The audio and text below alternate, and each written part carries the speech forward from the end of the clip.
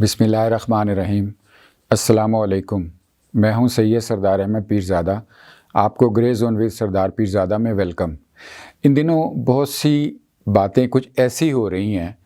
कि कब गई कि अब गई, या ये कि जी का जाना ठहर गया, सुबह गया कि शाम गया। बिल्कुल ये पीटीआई की हुकूमत के हवाले से इन दिनों इस्लामाबाद के शहर में बहुत सी गुनगुनाहट सुनाई देती है। बात दरअसल ये है कि तजियों में और तबसरों में और अफवाहों में और सीना गज़ट ख़बरों में ये बात सब जगह सुनी जा रही है, पूछी जा रही है और बताई जा रही है कि जो सेम पेज था वो अब नहीं रहा। और इसके हवाले से जो पीटीआई की हुकूमत है, इमरान खान साहब की जो हुकूमत है, वो इंतहाई मुश्किलात का शिकार हो गई है और शायद चंद दिनों की, चंद हफ़्तों की, या आप ये कह लीजिए कि ज़्यादा से ज़्यादा चंद माह की मेहमान है। ये बातें तो चले होती रहेंगी, लेकिन आज हम इससे ही जुड़ी हुई लेकिन मुख्तलिफ अंदाज से एक बात करेंगे कि अगर पीटीआई की हुकूमत चली जाती है तो उसके बाद क्या होगा। ये बिल्कुल पहली दफ़ा यहाँ पर हम तज्ज़िया कर रहे हैं और ये बात ज़रूर सोचनी होगी कि पीटीआई के जाने के बाद क्या होगा। सबसे पहली अगर बात हम देखें कि फ़र्ज़ कीजिए, मान लिया कि पीटीआई से इस्टेब्लिशमेंट नाराज़ हो चुकी है और सेम पेज अब नहीं रहा, लेकिन यहाँ ये बात भी साथ कही जा रही है कि अभी तक मुतबादल भी नहीं मिला। लेकिन मुतबादल मिले ना मिले, लेकिन इनसे नाराज़गी ठहर गई है और हो गई है, जिसके वजह से इनको मुश्किलात का शिकार है। इसके बाद जो सबसे अहम बात सामने आती है कि पीटीआई एक सियासी जमात है और सियासी जमात एक एसेट होती है, एक स्टेक होती है और एक एंटिटी होती है। अब अगर देखा जाए तो पीपल्स पार्टी जो जमात है, उसके जो अगर आप कहें कि अगर उनके जो कायदीन हैं, जो उनके रहनुमा हैं, जो उनके फाउंडर्स हैं, अगर वो चले जाएं या उनके ख़िलाफ़ केस हो जाए या उन पर पाबंदी लग जाए सियासत में, तो चूँकि एक वो विरासती जमात है, वहाँ उनके ख़ानदान में और लोग सामने आ जाते हैं और पीपल्स पार्टी की सिलसिला चलता रहता है। बिल्कुल ऐसे ही नवाज़ लीग का भी मामला है कि अगर ख़ानदान में कुछ लोगों पर पाबंदी लगे सियासी, तो उनकी जगह दूसरे आ जाते हैं, लिहाजा वहाँ भी विरासत का इस तरह का मामला नहीं होता। जबकि पीटीआई एक सियासी जमात होने के एतबार से एक सियासी स्टेक है और एक एंटिटी है और एक एसेट है, और इस एसेट का अभी तक विरासत तय नहीं हो पाई। जी हाँ, बिल्कुल मैं सोच के ये लफ्ज़ ले रहा हूँ कि इस पीटीआई का जो विरसा है उसके बारे में ये तय नहीं हुआ कि इमरान खान साहब पर अगर वो चले जाते हैं हुकूमत से और अगर उन पर पाबंदी लग जाती है, उन पर केसेस होते हैं, तो उनकी जगह इस सियासी जमात पीटीआई को कौन लीड करेगा और कौन आगे आएगा। आप ये मुख्तसर सा कह लीजिए कि इस पीटीआई पर कौन कब्ज़ा अपना जमाएगा। इस मामले में अगर देखा जाए तो शाह महमूद कुरैशी साहब ने बहुत पहले, जब पीटीआई बरसरे इक़्तिदार आई थी, तो उन्होंने तो बड़े दावे शुरू कर दिए थे कि इमरान खान साहब आज गए कि कल गए, और उसके बाद मैं ही यानी शाह महमूद कुरैशी साहब ही इसके करता धरता होंगे और वही इस जो शिप है उसके कैप्टन होंगे। और इस तरह की बातें बाकायदा तौर पर मीडिया में भी आई कि उन्होंने अपने ये बात अपने भाई से भी कही, लेकिन अब वो शायद कहीं नज़र नहीं आते सामने। और अगर देखा जाए तो उसके बाद अगर कोई ऐसा वारिस सामने आ रहा है पीटीआई का, तो वो शाह महमूद कुरैशी साहब नहीं बल्कि फवाद चौधरी साहब हैं। आप फवाद चौधरी साहब को चंद महीने पहले देखिए तो वो बहुत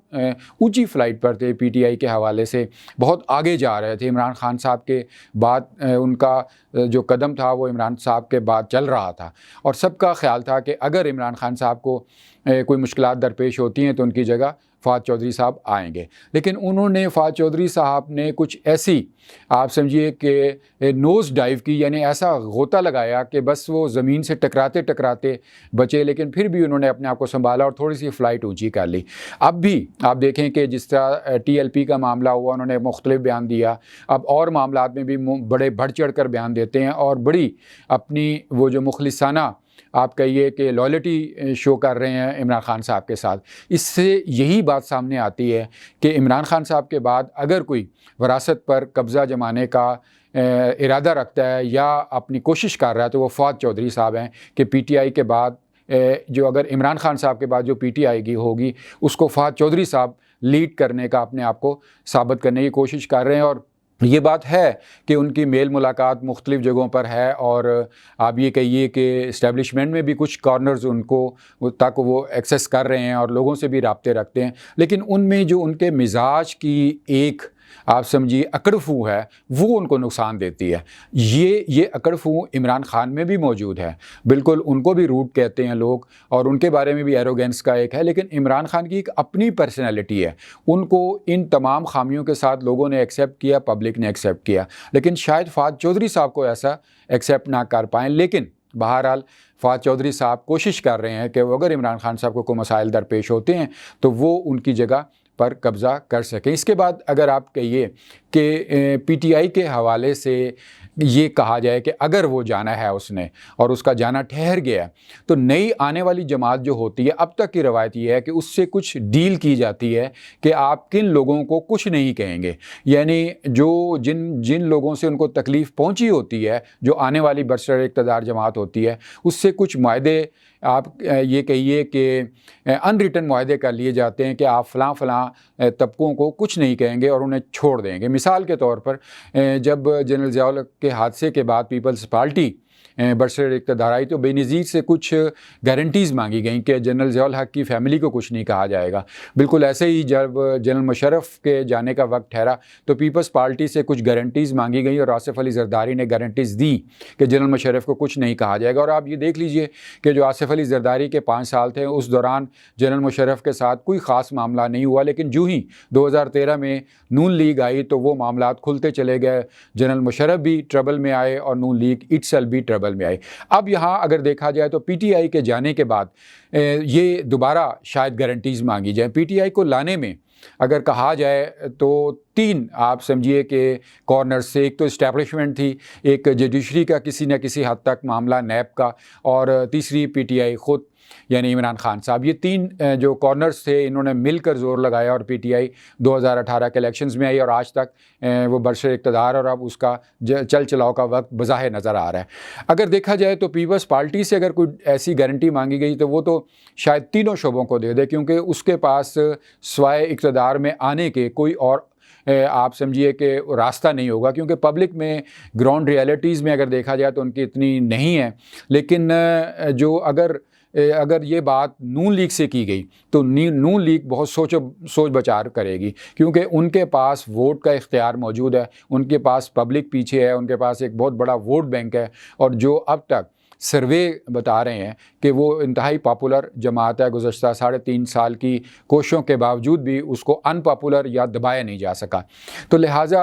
अगर नून लीग से ऐसी कोई गारंटी मांगी गई तो ये कहना चाहिए कि ठीक है, हो सकता है किसी हद तक इस्टेब्लिशमेंट को तो वो छोड़ दें, और जो जुडिशरी के कुछ अफराद हैं उनके बारे में भी वो खामोश रवैया अख्तियार कर लें, लेकिन जुडिशरी के कुछ अफराद को शायद वो सामने लाएंगे। लेकिन ये बात तय है कि इमरान खान साहब के हवाले से वो कोई सॉफ्ट कॉर्नर नहीं रखेंगे, और जो केसेस होंगे पॉसिबल उनको वो इमरान खान साहब के हवाले से ज़रूर रजिस्टर करेंगे। इसके बाद एक बहुत अहम आखिरी बात जो इस हवाले से कि अगर पीटीआई चली जाती है तो और उसकी जगह नून लीग बरसर इक़्तिदार आती है, तो बहुत अहम बात यह है कि नून लीग यानी नवाज़ शरीफ ने गुज़श्ता जो चंद बरसों में अपना एक बयानिया बनाया और एक नई उनकी जो शख्सियत उभर के सामने आई वो है वोट को इज़्ज़त दो। और अगर ये अब वो दोबारा बरसर इक़्तिदार आते हैं तो क्या उनसे ये सवाल करना बनता है कि क्या आपने वो उसी बयानिए पर कायम रहते हुए वोट को इज़्ज़त देने के हवाले से कुछ